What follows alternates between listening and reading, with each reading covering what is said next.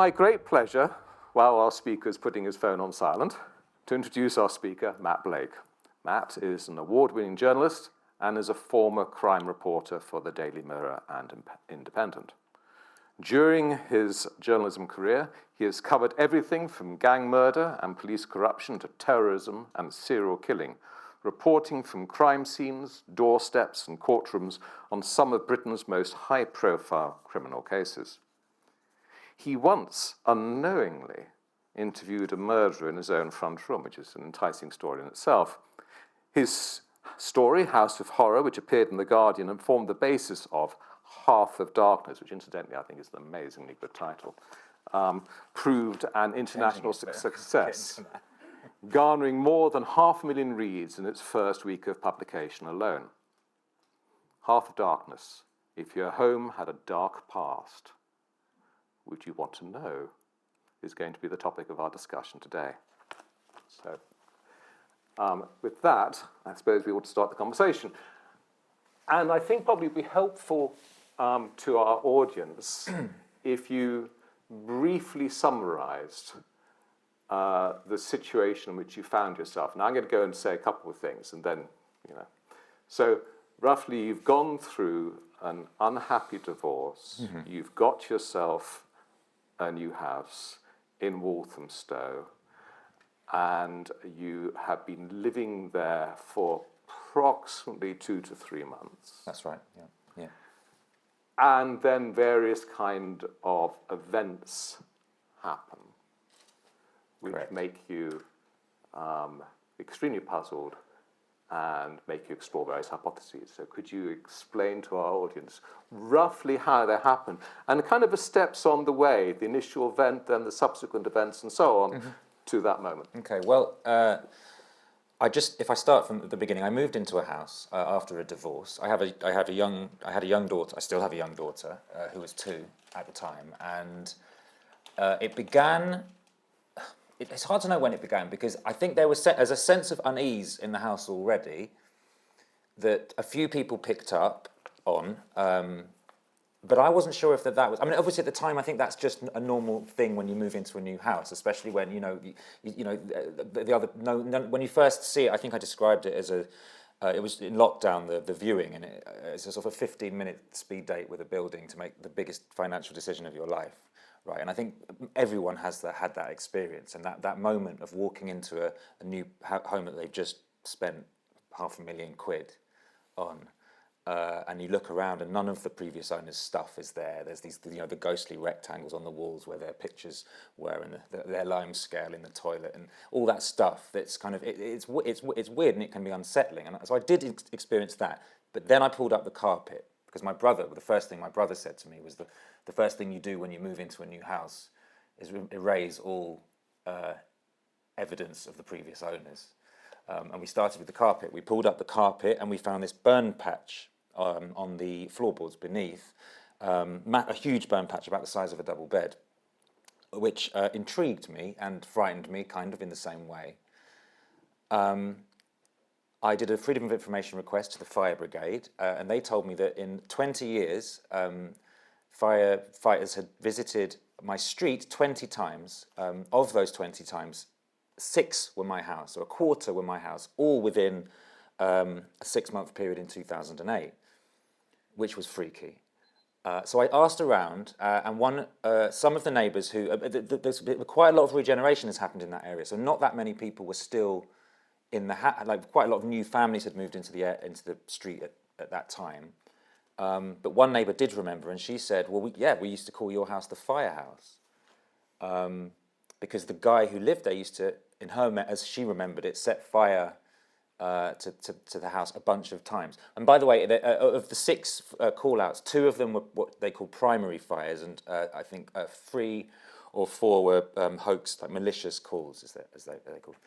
And she said, "But don't worry, the man living there then, he's in prison now for murdering that woman in the playground around the corner." The papers had a name for him. They called him the E17 Nightstalker. And it would turn out, was quite a well-known stranger. He was a stranger rapist and murderer in 2009. And I think nobody wants to hear that the house they've just put everything into used to belong to, or it never belonged to him. That's an important point. But he used to be inhabited by somebody like that. So my head went into a spin, and soon after that, spooky, creepy things began to happen. I had the radio turned itself on in the middle of the night one night. And I don't know how, I still don't know what it was that caused that radio. I mean, a spark perhaps, a surge in electricity maybe, or maybe it was something else. Maybe it was something. So it wasn't a battery operated? It wasn't a battery operated radio. It was a modern radio, a digital radio. Yeah. We had the shower turned on multiple times in the middle of the night, just gushing. Does it still do this? Less. Okay. Less than it used to. But during a period of time, it was happening a lot. We had the doorbells go off in the middle of the night as well, with nobody there.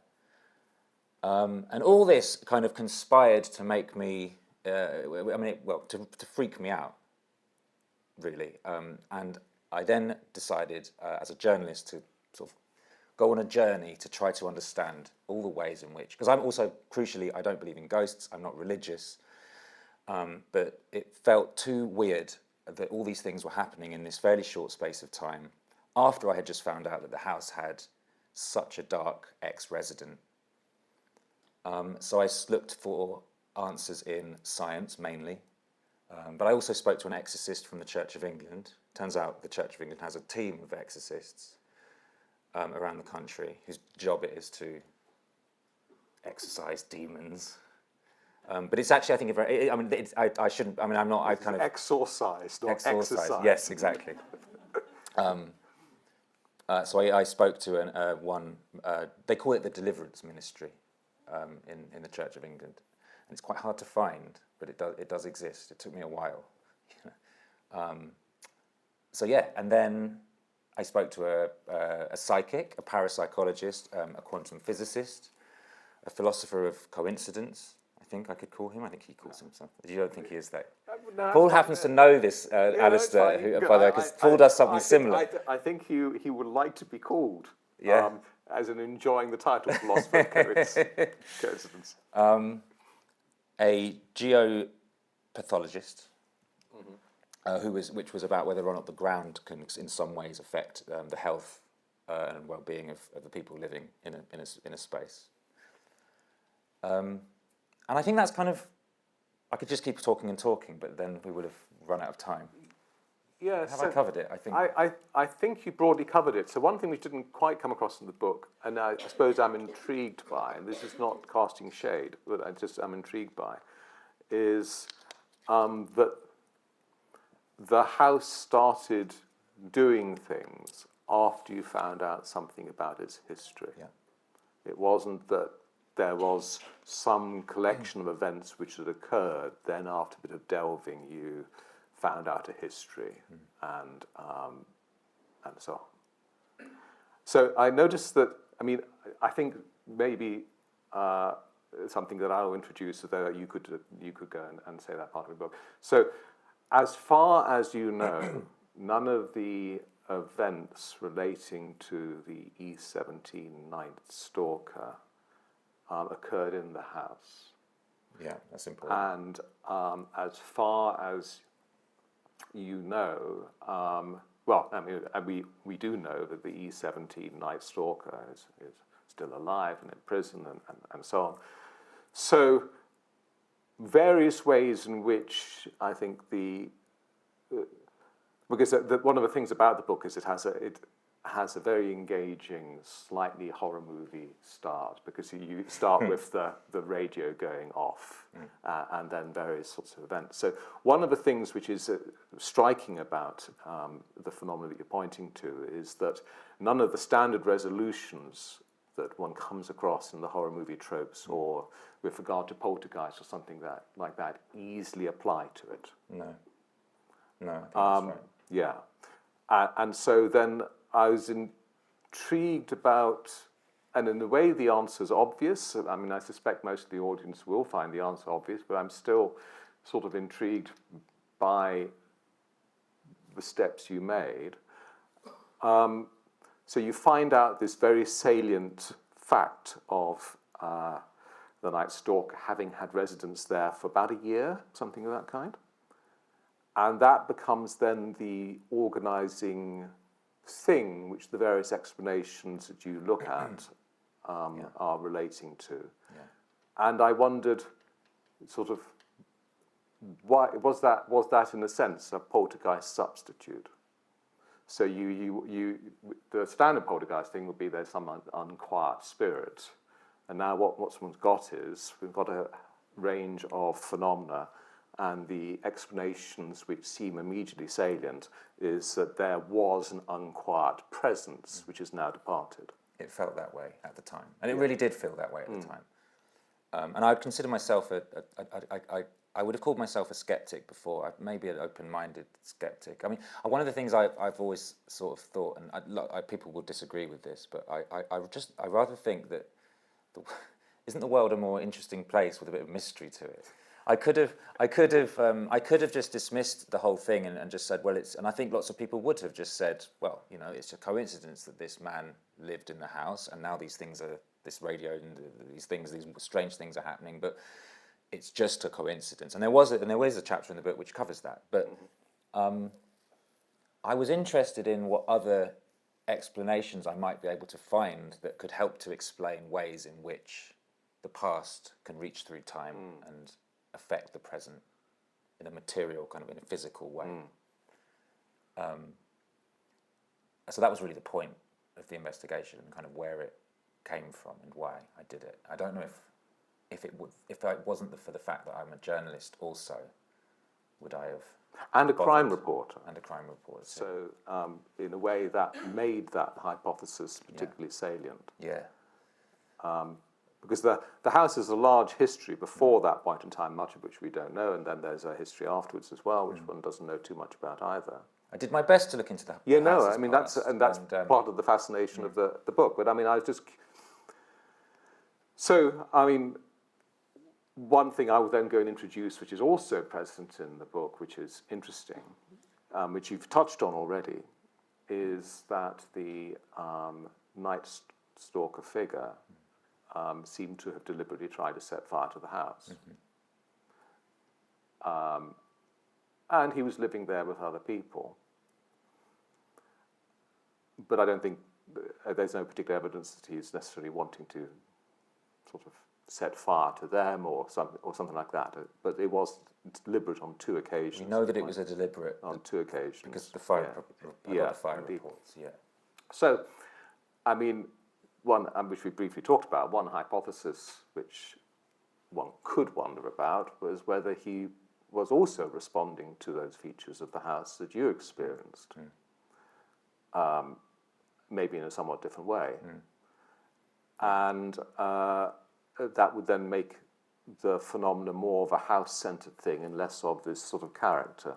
Well, that's what became a big question during the research for the... Well, it was kind of... I was researching for the book, but also kind of for myself. And at what point the investigation turned into a definite book, can't really sure. But the question of whether or not it was the house that was causing me to spiral out of kind of emotional control, I think, was kind of, because I was also because I was coming out of a divorce, and I had just moved, and there was the pressures of single parenthood with a young child and various other, the conspiracy of kind of personal factors that were also making me quite depressed and struggling on that level. The question became, was it the house that was causing me to spiral? Was it the impact of this, or the memory of this person who had lived in the house that was contributing to that? Was it a combination of all those different things? Of which there could have been a few, I think. And I mean, I suppose what I'm getting at is that the ways in the influence that his memory could have had is the memory of it as the sort of psychological impact of just knowing that somebody terrible had lived in the same space in which you live. You know, say, you know, he, you know, it's where he came home. It's where he washed his clothes. It's where he, you know, dreamed, and you know, and where I'm doing all those things. So that one's imagination, I think, I found it very. My imagination definitely started to spin. Yeah, I mean, as well, because I mean, one's got this. So if one thinks that places are informed by or leave residues of emotions and things, let's suppose, just for the sake of argument, that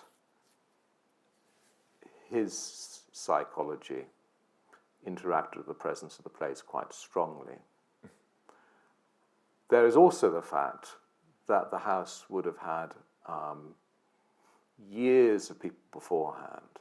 It's an old house. That's also, I hadn't mentioned that, but it's a Victorian house. Exactly. So years of people beforehand, and there would have been then this period of time from 2010, which is when I think he left. Was it 2009? 2009 to 2016. You then had the family move in, which owned it before you, and then there was you who moved in.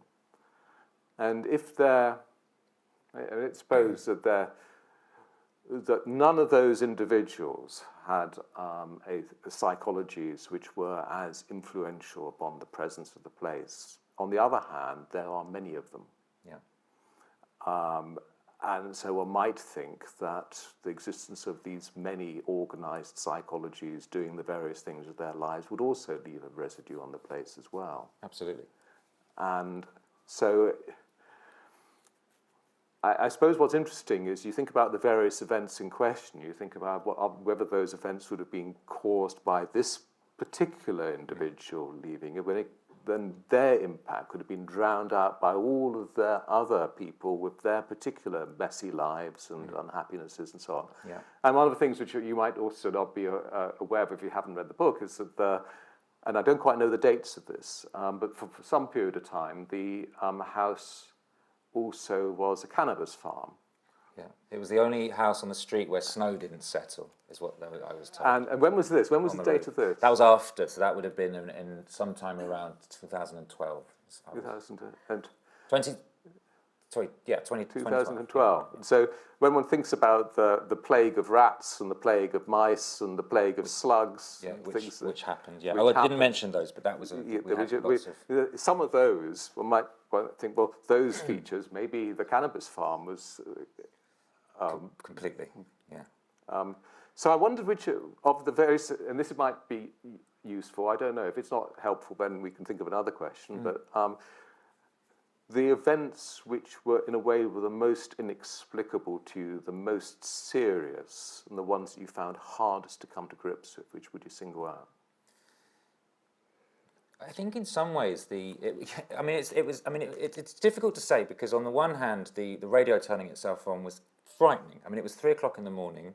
It was later than that. It was about 4:30. 5:23. Yes, it was 5:23. And I know this because that's mentioned in the opening bit, and then you say that it's precisely the same time, and we're going to come to this later, precisely the same time we had the dream about, dream or reality about the spinning coin. And that's right, yeah, it was the same time. So it's 5:23.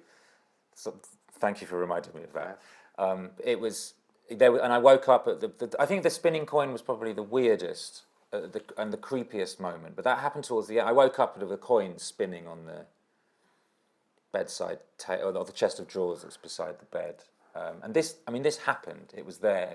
It was happening, and I cannot explain it. I cannot explain it. Well, I mean, so just let me go and do the skeptical thing for a second, and just because you don't actually. I mean, I might have forgotten it, but you don't actually go and say much about this. So there's this sequence of events which is like the peak moment in the horror movie,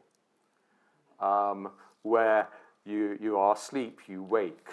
There's the spinning coin, and then, unless I've misread it or misremembered it, you then hear stuff which draws you to go to the loft. Yeah, footsteps. Footsteps. Upstairs. Draws you to go to the loft. I mean, who would do this?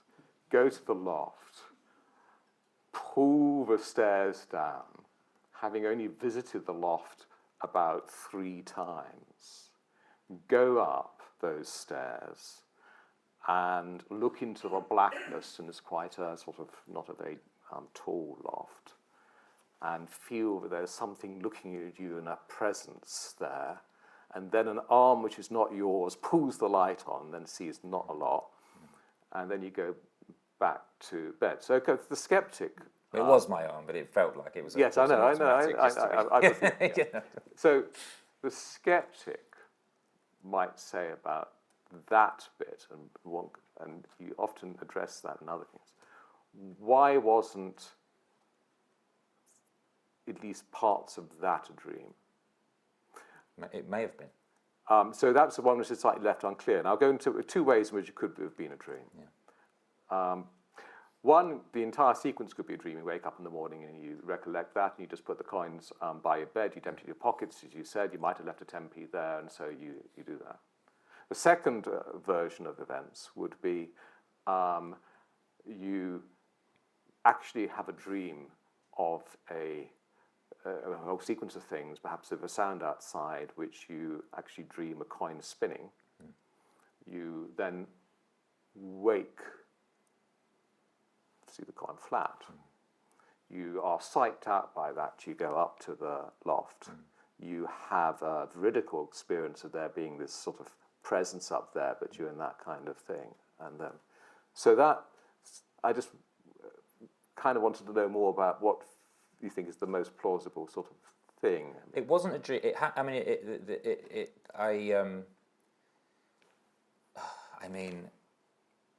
In the book, I think I entertained the idea that it may have been, because I think I was going through such a difficult emotional time that I'm prepared to take seriously, any kind of psychological kind of fracture, that had kind of occurred inside me that was, that it doesn't have to be a deep psychological fracture. It just could be a very vivid dream. So I suppose I'm just saying, what makes you? Okay. So. Well, either it happened or I dreamt it. But either way, it was a significant event that felt relevant to the. I think it did happen. I don't think it was a dream. The stairs were still down. The next morning. So that would be evidence that you Unless I was went sleepwalking. Well, no. So I mean, let's suppose. So the chairs are still, the stairs were still down. So let's say that you did go up there. But could the spinning coin be a dream? Why not? And so you woke up from that bit, freaked out. You then went upstairs. You were in that kind of that something really weird is going on. I mean, the reason why I asked this kind of thing is that I have sort of dreams of a slightly much less interesting character, which is, I can be asleep in the morning and I can be absolutely sure that the doorbell has gone off or something like that for some delivery. And I then reacting on the basis of that bit. So I just wondered whether the spinning coin and the whirring of that and then going down, whether that could have been one of those cases of a dream. I suppose it could have been. But I think what's important is also that was the impact that because one of the chapters, for example, is we talk about emotional residue, which isn't about ghosts. This is why I spoke to a couple of smell scientists who investigate the impact that molecular residue of the molecules that we emit, all of us are constantly emitting, in the way that we communicate with each other by smell, and the way that smell is the only sense, for example, that is processed in the amygdala, I believe. All the other senses are processed in a different part of the brain, which is why smell has such a powerful impact on kind of memory, and it's linked directly to memory, and why why going to certain places make you feel so emotional. It's why online dating is a disaster as well. That you can do smell date. They do smell dating. Well, it's a useful where you share a T-shirt. You bring an old T-shirt with you, and before you meet the person, excellent. I didn't know about this. They do that. Yeah, okay. But I think the idea here is that the question to these smell scientists was because there is some evidence that, for example, a room, if you walk into a room where somebody else has been, even if you've not been in the room at the same time, the molecular residue that they leave in the room can physiologically affect your mood. So fear is contagious, for example, and they've done studies on this with skydivers. Sadness too. And so my question for them, in my case, was could he have left, or he or anyone else living in the house, could they have left some kind of, or could the house have absorbed a molecular or emotional residue that was somehow slowly leaking back into the environment that I was now picking up and causing me to feel certain emotions that might be linked to this terrible person in the past. I mean, the reason I'm saying this is, and so even if the spinning coin was a dream, could that experience have in some way led to these sort of my mind turning into mulch? Yeah, no. So I mean, the reason why I was asking this, I mean, what is clear from the book, which is one of the ways in which this is very interesting, is that I think I've already said this, you come skeptically, and then you're sort of nudged to be less skeptical by the phenomena. And I suppose, in a way, I come slightly skeptically too, in part because if you go and recognize the influence of these sorts of things, then of course it should inform your life quite radically. Because once you go and recognize all of these sorts of features, then you should be on the lookout for them. You should try to avoid places where nasty people have been. You should go and be disturbed about how you should actually start campaigning for laws where you can go and find out, what the past history of a house is. And when you're thinking about the safety of your plumbing system, you might go and want to think about, the various ways that which your plumbing system might be affected, apart from having bad pipes and dodgy valves and things of that kind. So I come with it with a sort of feeling of, okay, so rather like you've got to kind of be nudged into thinking I've got to go and start taking these phenomena seriously. Then the question is, you look at each one and you think about how you're going to account for that, or whether that does really push you on the other side and makes you think, well, actually, I've got to recognize that there are these kind of impacts. And so with regard to the slugs and the mice and the rats, that, let's say, standard London living. Standard London living. Yeah. With regard to the bell going off in the middle of the night, you had a quiet street, but I mean, I think my default thing would be pranks, local people. Could have been a prank, a fast runner. Yeah, but people, we're in the middle of the street and it's a straight. But you're right. You're right. But you kind of lumber sort of up, a bit sleepy, and things like that go down. Just hide slightly. So some of those you think, well, it may be signs of supernatural activity of various sorts, but it could be, or the influence of these things on me, with the various kind of emotional residues. But then some of them seem much more problematic, like the shower coming on repeatedly for quite sustained lengths, the spinning coin if it wasn't dreamt, the radio coming on. Would you say there were others apart from those which are particularly ones? I mean, if you were going to say, look, those are the radio, the shower, the doorbell, the coin. That's in the book. Those are one other thing happened. But I later, my daughter has a Furby that came on in the middle of the night when the batteries had died. But I think that was to do with the batteries. And I think the batteries probably suddenly came back to life again. It was freaky. It was freaky. But I think part of the point is that it's also that all these things happened in a relatively short period of across about 6 months after I'd just found out about this past. So part of the investigation was also into, because I think psychology is closely wrapped up in this whole thing, and perception, and meaning-seeking, which is one thing that I covered with the parapsychologist. It seemed at the time too much of a coincidence that all these things happened in such a short period of time. And it could have been that they were just coincidences, old houses, faulty wiring, or But I think I was interested in kind of other ways in which, and I mean, because because strange things do happen, weird things happen. I think everyone has stories, and one of the things I've found after I wrote this book is when I talk to people about it, everyone has stories, weird things that have happened to them, things they can't explain. The odd radio tone, and some of them, and it's how you choose to kind of interpret those things. And some people, because of course there's not proof for most of these, like psychic phenomena, for example. Yeah, no, but so in one way, I suppose I was trying to distinguish between two things. And one is recognizing the presence of psychic phenomena or the impact of smells upon one's psychology in some of the other things you were thinking about. Yeah. So there's that. And the other one is whether, when one thinks about the impact of those things, it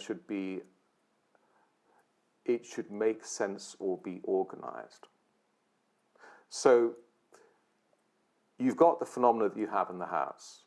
There are many psychologies that inhabited that house. There are many probably emotionally charged events which occurred in that house. And let's suppose that there are psychic phenomena which follow on from those things, and there are emotional residue which occur. So there's that, allowing for that possibility. And then there is something else, and you can kind of see why it happens, where one says, well, look, there's this one key fact that the E17 stalker lived in the house, and lots of this kind of stuff will ripple out from that, and the fact that what this individual was doing, and so on. And saying that is where one's not just recognizing the existence of psychic phenomena from one to all these other kind of things, but in addition it is saying, and I'm going to find meaning or organization in these phenomena because I've got this key one, which is the murderer and rapist, and so things will be traced to them. But of course, once one recognizes the existence of these phenomena, then of course there could be all kinds of theories one might have about how they have an impact upon them. Yeah. And so I think those two things are separate. There's the phenomena of weird things happening, which might have weird explanations, and then there's wanting to go and say there's one highly organized explanation. I mean, it certainly it helped me to give some order to the chaos that was going on not just in the house, but also in my life, inside my head and inside the house. So I totally buy that. And another of the chapters I spoke to a few different people about. One theory was that it was my anxiety that was projecting, because the Exorcist, his theory on poltergeists. I see you're giving a wry smile here because you know where I'm going. Yeah. But his theory on poltergeists was that they're not disembodied entities, as he called them. They're not ex-human. The spirits of ex-humans who have kind of hung around. They are. He said in every case, poltergeist case that he had visited, it was always linked to usually living people and suffering some sort of trauma or anxiety. Especially young people. That was his theory, and there was a psychic I spoke to too, who she was an ex medical doctor who retired and become a. Who always knew? Is that the one which always knew when the call was going to come? The call would come in. Yeah. I liked her. She was funny, and her ideas were wacky, I think, in a way, but they were. She really, I mean, it was. I'm not sure. I don't know what to make of her, really. But it was an interesting avenue to explore. And the quantum physicist, he had his whole thing was consciousness has a material impact on the reality, which we Which allows for the experience. possibility of a night stalk having impact, which also allows for the possibility of all these other It figures. does. Yes. It does. Yeah. It does. So I wondered whether those, and I'm going to open to questions in a second, but you've probably heard enough of me making vaguely sort of silly comments in response to your thing. About mine either. But I was going to say, was there one theory of all the or one approach that struck you as closest to or most satisfying for you with regard to explaining the phenomena? I think what was most, I think it was the smell scientists that gave me the most to think about when it came to how a past might shape the present experiences in a physical environment.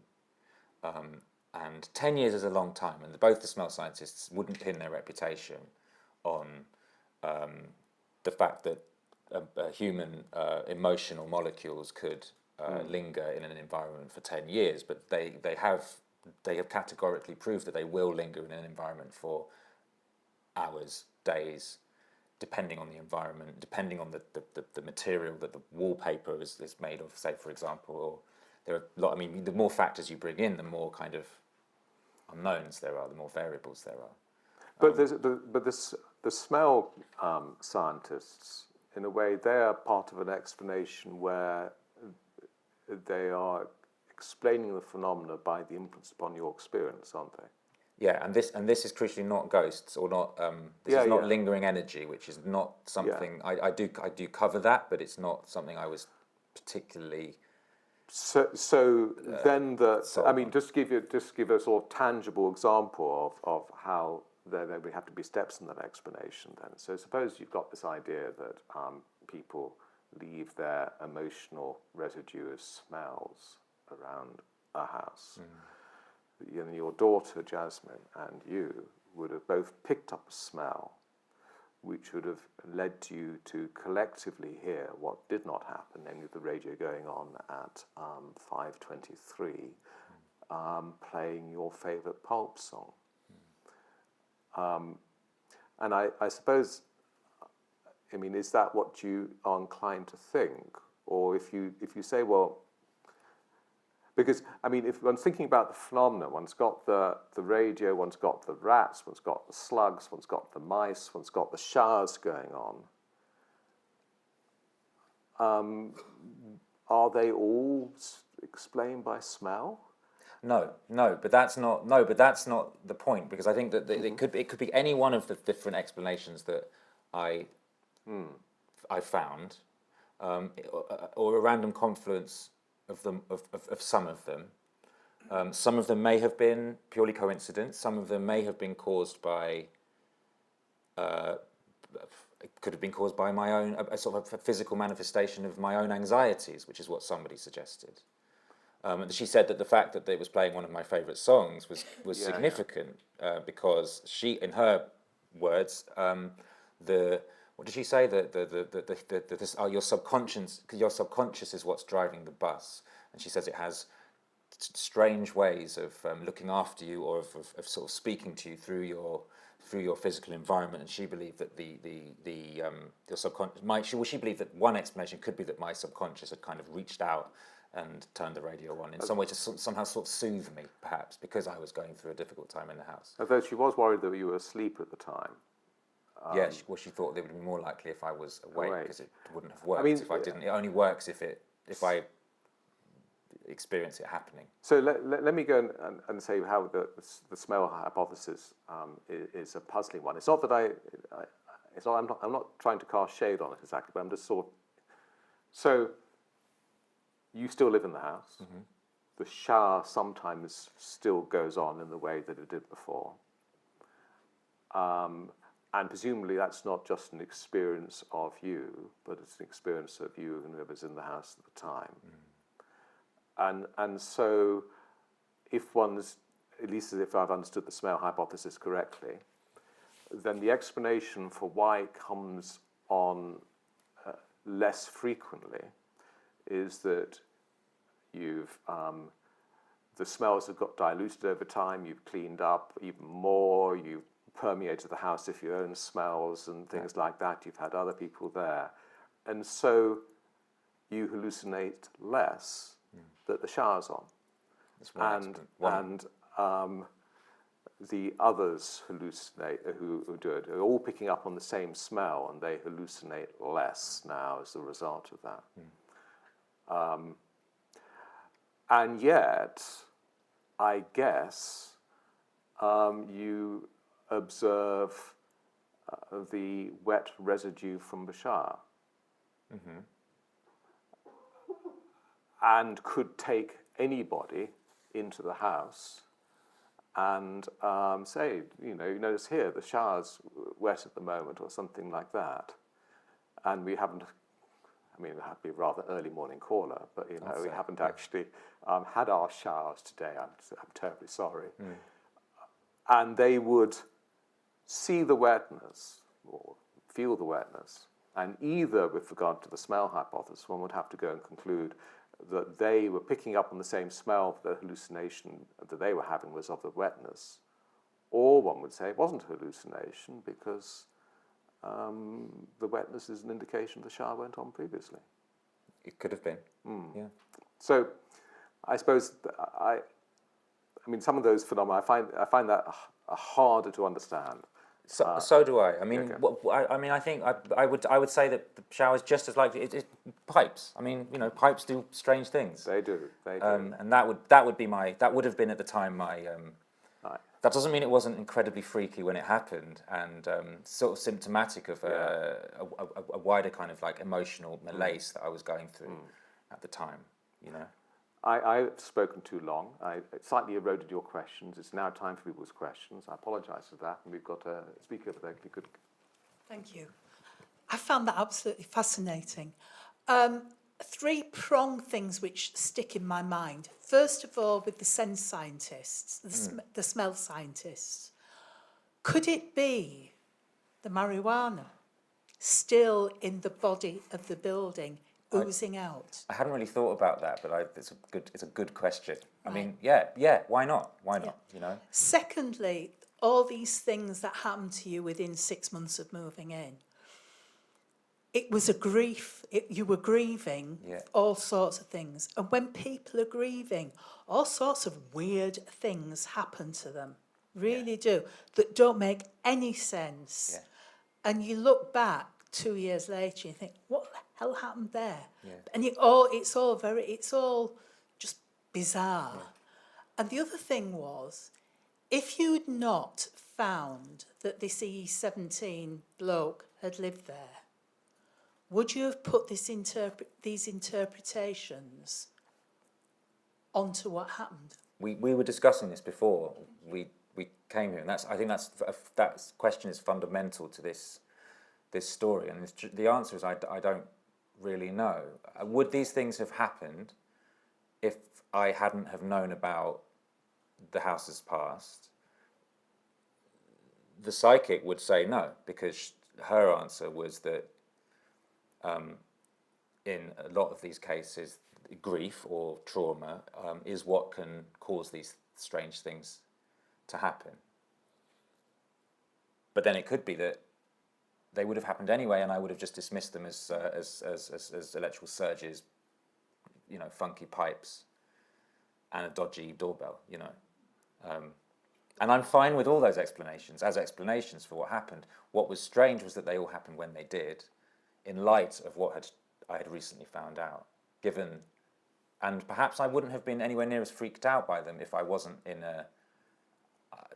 depressed or going through a kind of a traumatic experience, I suppose. Does that answer the question? Yeah. Are there other questions? Here, there's one here. Could you, rest of you, raise your hand so I can see you? Okay, right. Yeah, thank you very much for it's very interesting. Well, because I lived in a bad luck house in Poppleton, so I can sympathise. It wasn't as bad as that, but it's bad enough. And it was connected to the Civil War, the Marston Moor, because my mum had an out-of-body experience. She felt she was in the battle. I was the sort of Catholic, because I was a teenager, you see, generating the sort of electricity, you see. I know it's a bit about hauntings and that. And And it was a bad luck house as well. Everything went wrong. Not serious wrong, but, I couldn't get a job. All sorts of things wrong. Failed my qualifications, a lot of them. And also when my grandmother died on my mother's side, the clock fell down 3 times. You see, a bit strange. And we thought it was a garage, a dead body in the garage, because I think on my mum's side, there was Scottish ancestry. It seemed to lend to something in the Master Moor, because Master Moor's fort, the village was Poppleton. A lot of people said they've had a lot of bad luck there as well. And there's a bit of fight in the village as well, you see.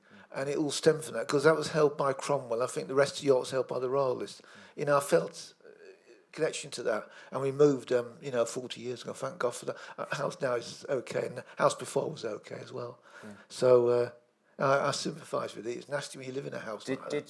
Did you do anything to change it? Because I think one of the things that really helped me was to renovate and to towards the end of the book I described really making the house my own.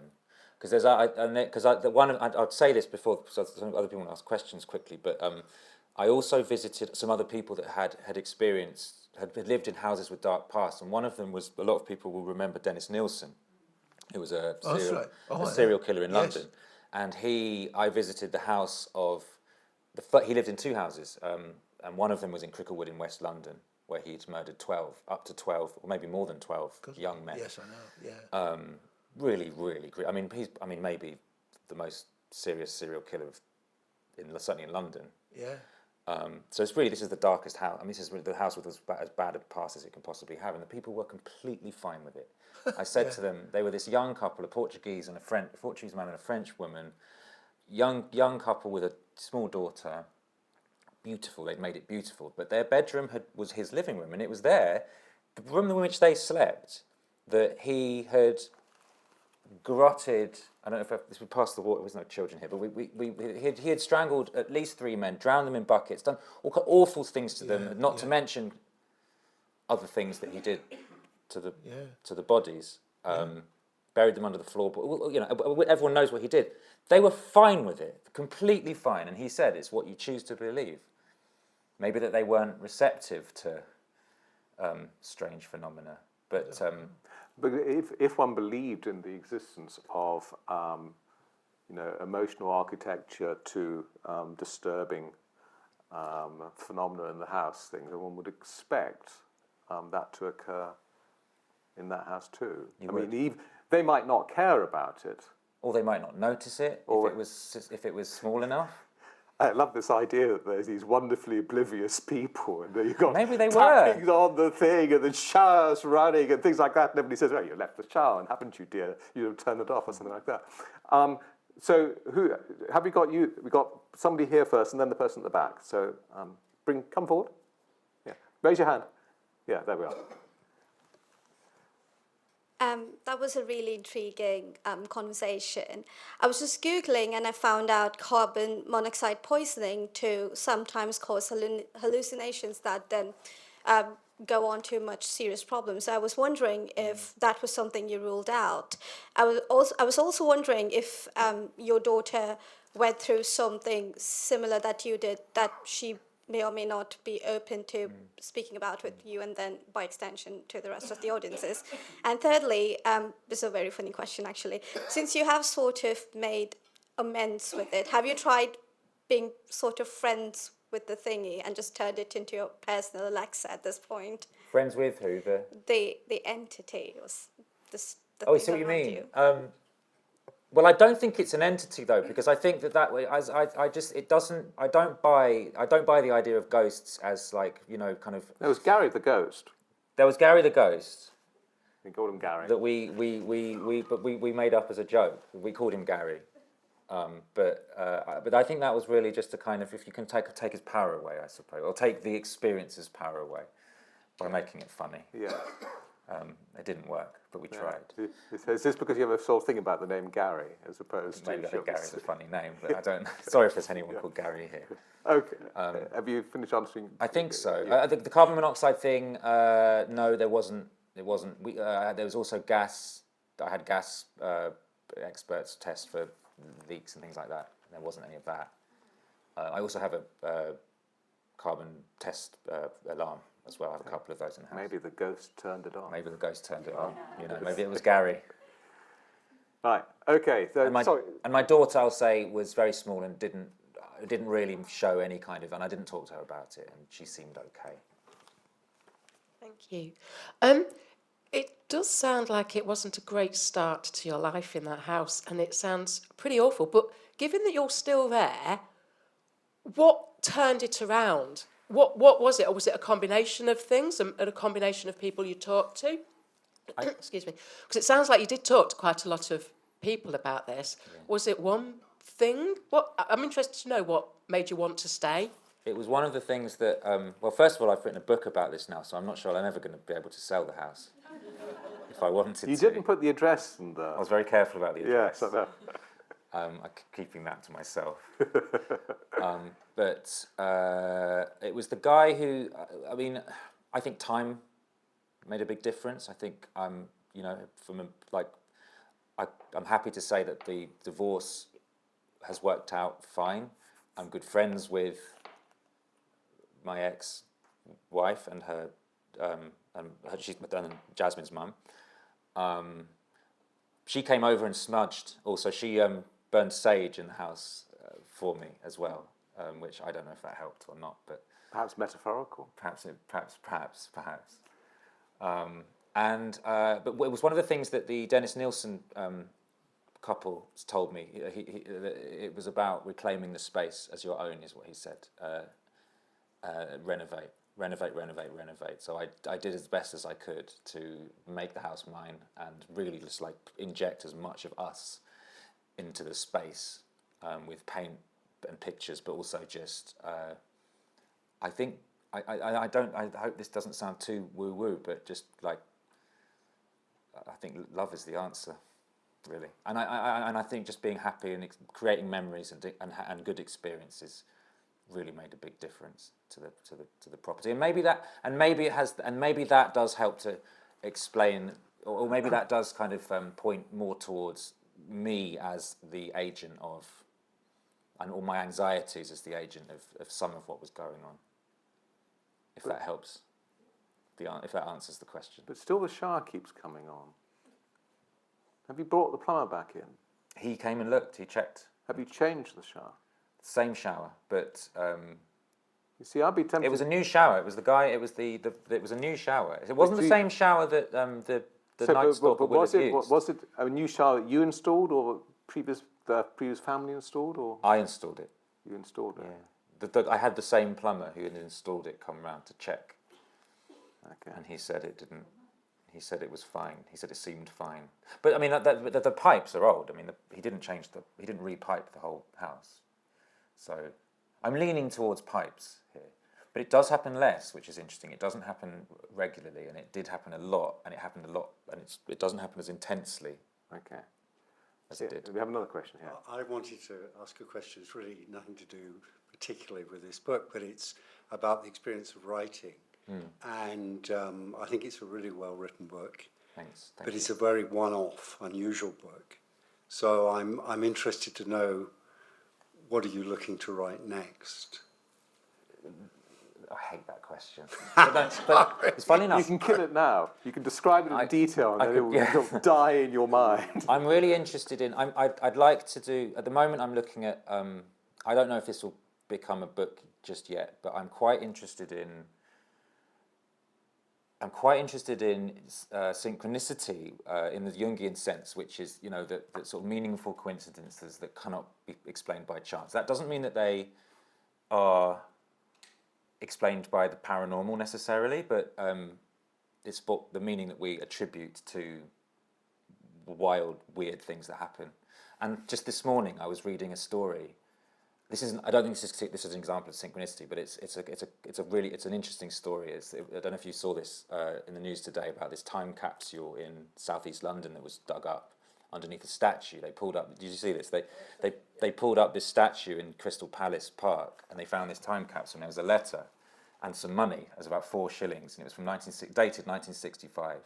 And in the letter, it was one of the builders who had placed this statue, and it was the statue of the man who had built the park. I can't remember, but he said, I have just won this money on a horse called Father Christmas at the Epsom Derby, and whoever finds this, I want them to place the equivalent money on any horse with an associated name, with a name associated with Christmas. And it so happened that the most recent derby, there was a horse called Christmas Day, and it won.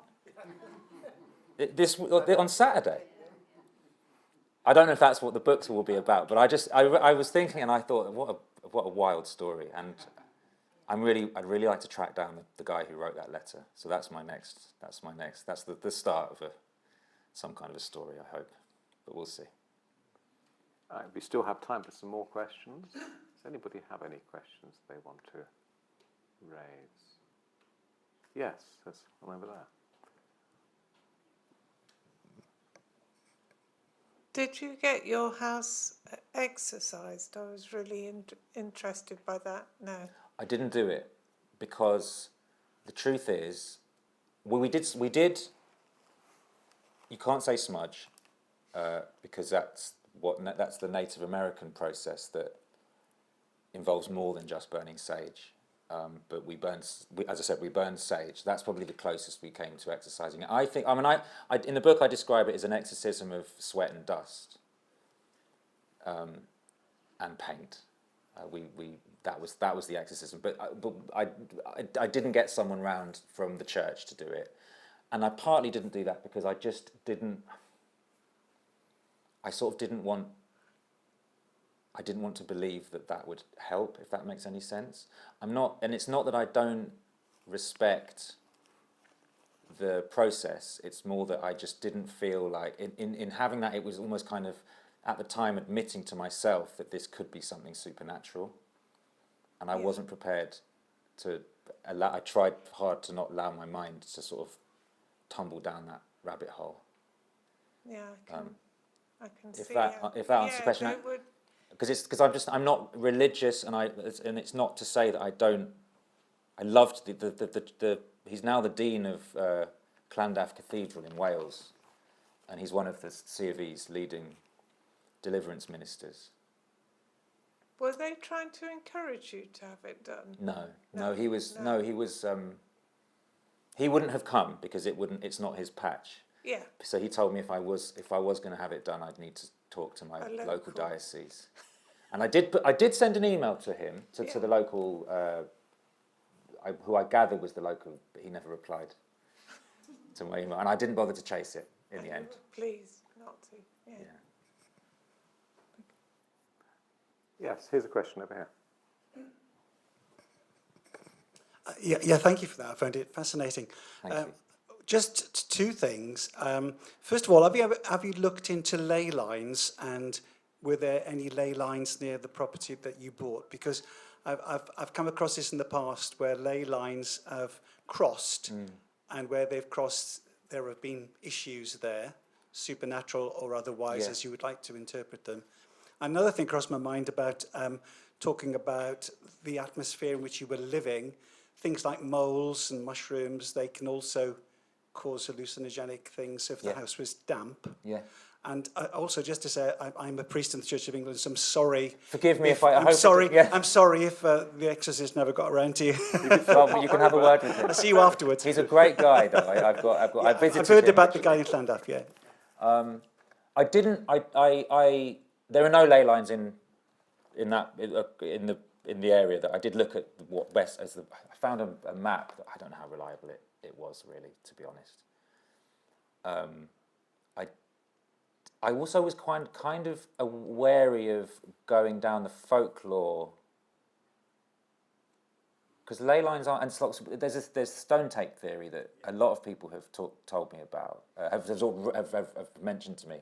One of the reviews of the book mentioned stone tape theory, and it said they were surprised I hadn't mentioned it, but it was a conscious thing. I didn't want to go down that route because that was too close to kind of. It felt a bit too wacky, and I wanted to try to stick as close as I could to. I don't know. I mean, where do you draw the line?